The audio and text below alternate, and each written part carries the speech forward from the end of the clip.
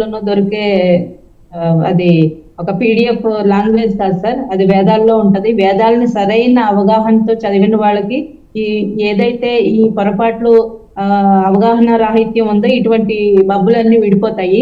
ఒక రామానుజాచార్యుల చరిత్ర చదివితేనో, లేదంటే ఒక శంకరాచార్యుల చరిత్ర చదివానో, ఒక అన్నమయ్య చరిత్ర చదివితేనో వాళ్ళు ఏం చెప్పారు అన్నది వీళ్ళకి పూర్తిగా క్లారిటీగా అర్థమవుతుంది. అలాగే వేదాలను చదివిన ప్రతివాడు బ్రాహ్మణుడే.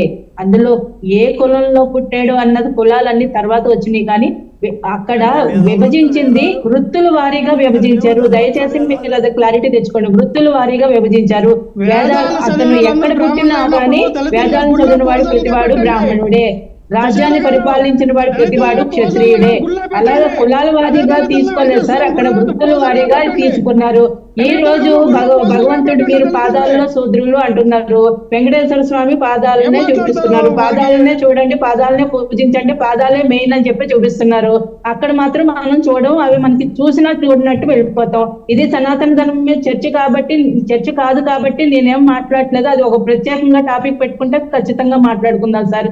దయచేసి వేదాలని అపార్థం చేసుకోకండి, సరైన అవగాహనతో అర్థం చేసుకుని పూర్తిగా అంటే హృదయంలో ఒక హేట్రెడ్ తోటి లేకుండా సరిగా చదివితే కనుక మీకు పూర్తి అవగాహన వస్తుంది. అంతేగాని మధ్యలో సృష్టించబడిన వాటిని నమ్మకండి దయచేసి. అర్థమవుతుందా? కళ్యాణ్ గారికి కనీసం సనాతన ధర్మం అంటే ఏంటో తెలీదు. అవునండి, లక్ష్మణ్ గారికి మొత్తం తెలుసు. లక్ష్మణ్ రావు గారికి మొత్తం అసలు 4 వేదాలు చదివేసిన పండితుడు, జ్ఞాని, సైంటిస్ట్. లక్ష్మణ్ రావు గారికి తప్ప ఇంకెవరికి ఏం తెలియదు. లక్ష్మణ్ రావు గారికి, ఆయన జగన్మోహన్ రెడ్డి గారికి అన్ని బాగా తెలుసు.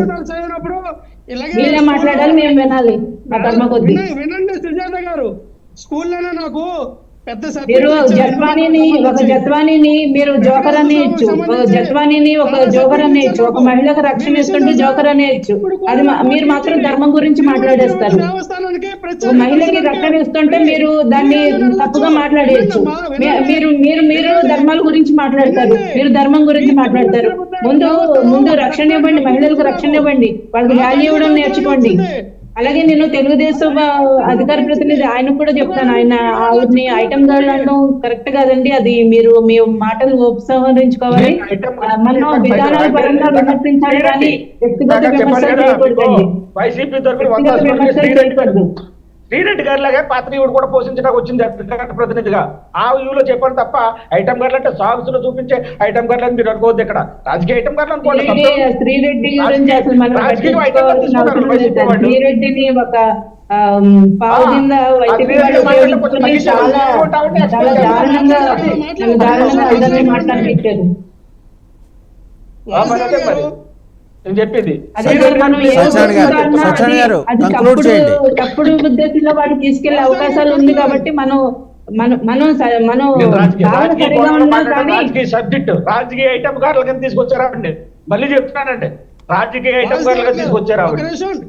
ఎంతకుముందు ఏమైపోయింది ఆవిడ?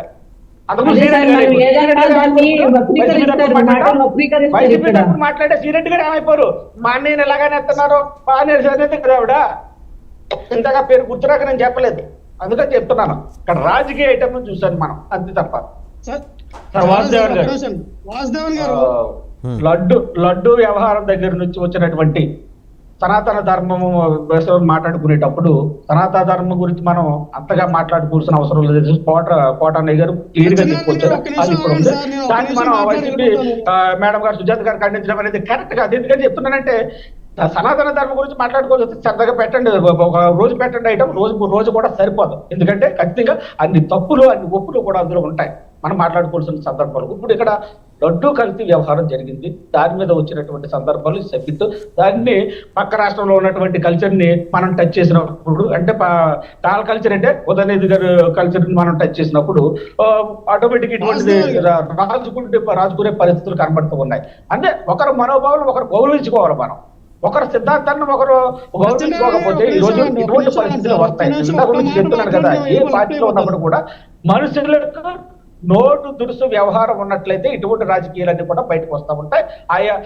దాని ద్వారా ఆయా పార్టీల యొక్క మనోభావాల యొక్క దెబ్బతినే పరిస్థితి, ఆ పార్టీలో ఉన్నటువంటి నాలాంటి దళితులకు కూడా మనోభావాలు దెబ్బతినే పరిస్థితులు ఇందాక చెప్పుకోవచ్చాను నేను. ఎందుకంటే మా పార్టీలో ఉన్నట్టు చేసినటువంటి వ్యక్తులు కూడా వ్యవహారాలు కూడా ఇలా ఉంటే రేపు పొద్దున మా పరిస్థితి ఏంటని చెప్పేసి అడుగుతున్నాను. వాళ్ళు జరిగాయి, వైసీపీలో దళితుల పట్ల దాడులు జరిగాయి, వైసీపీలో 27 సంక్షేమ పథకాలు చేశారని చెప్పేసి మహా ఉద్యమాలు చేశాం. మరి అవన్నీ కూడా 1 by 1 మా పార్టీ పట్టాలు ఎక్కించుకుంటూ మరి ఈ రోజు 100 రోజులు అయింది, రేపు 2వ రోజు వస్తుంది. మరి